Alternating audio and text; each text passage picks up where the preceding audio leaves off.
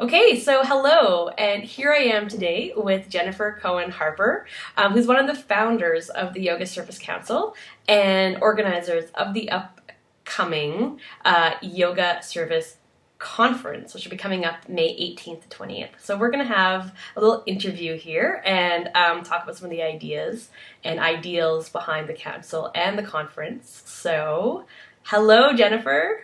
Hi, Roseanne. Thanks so much for having me. Yeah, it's my pleasure. So just we're gonna start really basic here. Tell me, what is the Yoga Service Council? Sure.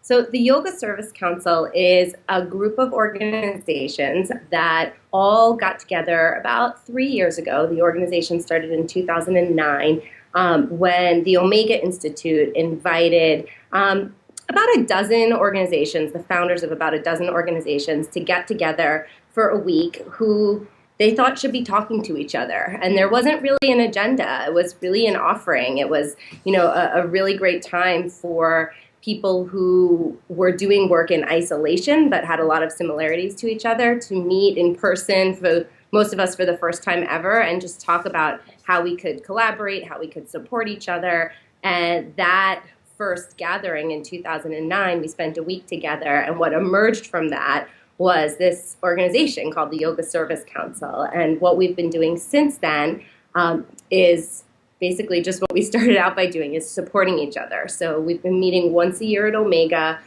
to exchange ideas and best practices, talk about possible avenues for collaboration, think about ways that we could access more people, that we could collaboratively, for example, collaboratively fundraise and look at collaborative research projects and just ways that we could strengthen our individual work, the work that we're already doing, by supporting each other and collaborating with each other. So now where we're at is a council that has grown over the past 3 years to include about 20 different organizations. And like you said, we're having our first conference this May at Omega. And this will be really our first kind of step out into the world, into kind of reaching more people, a broader population. In the past, we've been just supporting each other. So can you tell me a little bit about what kind of service work you're involved in, and a little bit about maybe two or three of the others who are involved in the council in the past 3 years? Absolutely. So I'm the founder and director of a program called Little Flower Yoga, and we work with schools in New York City, primarily New York City, also some of the surrounding areas, to bring yoga and mindfulness programs to schools. And we work with a lot of really high-risk kids. We work with schools in some pretty tough communities, and we do direct service provision. So we'll actually send a yoga instructor in and do a full class with the school. We also do staff development programs for teachers and run a teacher training program where people can get certified to teach children's yoga. So that's where I'm coming from, and there's a few other organizations like Bent on Yoga, Bent on Learning, and Niroga that also work with children, that work with at-risk children. And then we have some other organizations. I mean, the council really spans a huge range of populations. We have organizations like Street Yoga, which works primarily with teens, with very high-risk teens out in Portland, and I think they also have programs in Seattle. And then we have organizations like Yoga Hope, which is located in Boston, and Yoga Hope is a great organization that works with women who've been victims of trauma. So they have a trauma-informed mindfulness program that they train people to use, for example, in residential domestic violence shelters and situations where women have really been through traumatic experiences. We work, with truly like every population you can imagine. We have programs like the Lineage Project that work with incarcerated youth.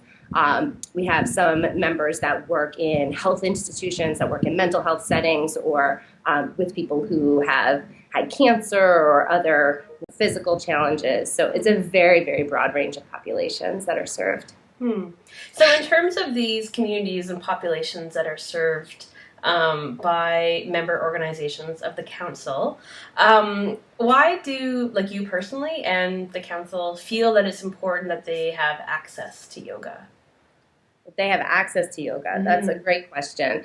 Of course, changes a little bit with the population that you're talking about. But I think one of the things that we all sort of realized when we got together for the first time, that one of the real reasons that we're all so motivated to do this work, regardless of the population we're serving, is that we see how it can really give people an increased sense of resilience. And I think that's a word that's been really important for a lot of us, and something that comes up again across populations is, whether you're, 12 years old in an extremely pressure-filled school in a neighborhood where you don't feel very safe, or, you're a recovering drug addict, or you're incarcerated, or, regardless of what your situation is, it seems like things are hard. Things are hard for all of us, and they're particularly hard for some of the populations that we're serving through the council. And there aren't a lot of tools out there that help people develop resilience and the ability to just, get through the day and get through situations that are hard in a way that leaves them still capable of feeling good about themselves. And so much of the tools that we're providing and so many of the practices that we're teaching, in addition to all of the things we think of like stress reduction and, increased self-confidence and all these things that we're all like so familiar with in yoga, I think, resilience and increased resilience is a real unifying force for us. Let's say that I'm a community, a yoga teacher in my community, and I'm working with underserved populations. How could I become is it possible for me to become a member of the council? And if so, are there benefits, or what will I learn? What resources will I receive? Yeah.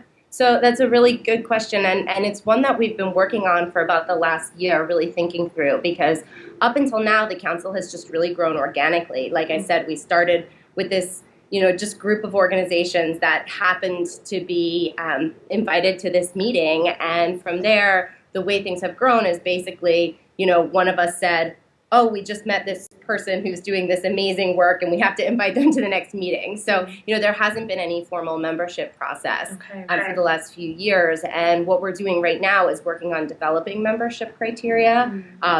Pretty much as soon as we announced the conference and put up our website, we got a flood of emails about how both individuals and organizations could become members.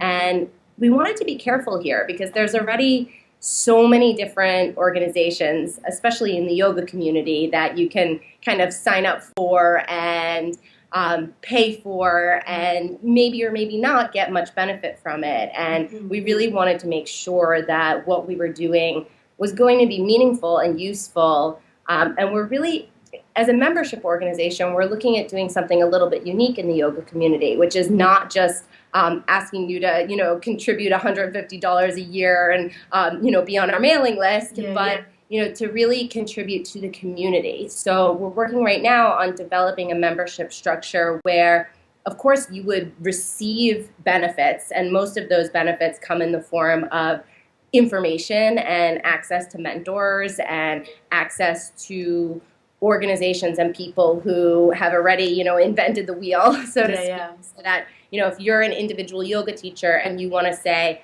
start a yoga program in a school in your city, you don't have to feel like you're alone and doing it from scratch. You could reach out to the council, be connected with somebody who can give you some advice and some support, somebody who could actually even give you some documents and legal information that you might need to know, and help you figure out what kind of insurance do I need to do this, and all the kind of logistical and technical aspects of working within these social service institutions. So of course there'd be benefits like that, but what we're also asking is, how are you going to contribute to the community? And that's been the tricky part of developing membership, because our perspective is everybody who is doing this work has knowledge and has experience, and the thing that the council's been so amazing in doing up until now is really helping all of us get access to information we wouldn't have otherwise had, and help us not make some of the same mistakes that other people have made.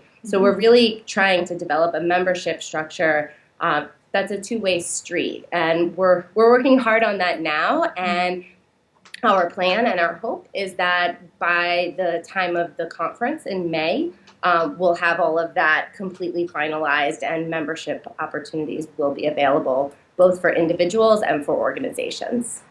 Yeah, it seems like the conference is like your big opening to the world and your debutante ball, Yeah. and bringing the people to you.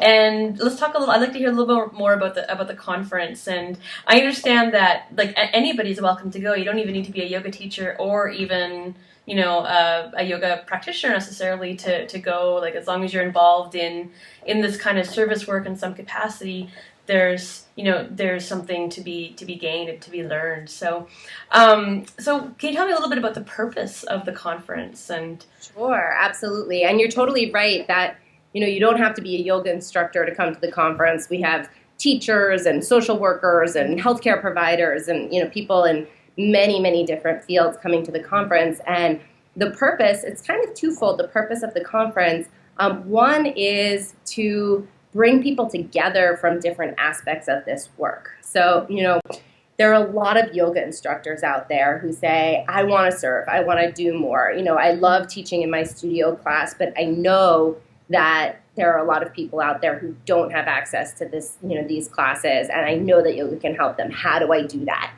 There's this whole population of people out there who are yoga practitioners or yoga teachers who want to share what they know. But that world is often very, very disconnected from the larger world of social service providers who actually work every day with the populations that we really want to be able to serve. So the conference, a big part of the conference is looking at how those two worlds meet and where those two worlds meet. And one of the things that all of the organizations who came to that very first meeting, one of the things we talked about was, I get an email every single day from a yoga teacher who says, I want to work with this prison or I want to work in this school every single day, and they have no idea how to go about it. And they're really motivated and they're really inspired, but it's so challenging to connect in an authentic way and in a meaningful way, in an effective way with the places where those people are, in some cases, that people with a lot of inspiration often get very discouraged. Yeah. So one of the things that we really wanted to do with this conference and with the council overall is introduce people to each other. We also get a lot of emails from, shelters and all different kinds of organizations, social workers who say, this is really interesting, and I've heard a lot about how yoga and mindfulness can help, but we have no idea how to get started.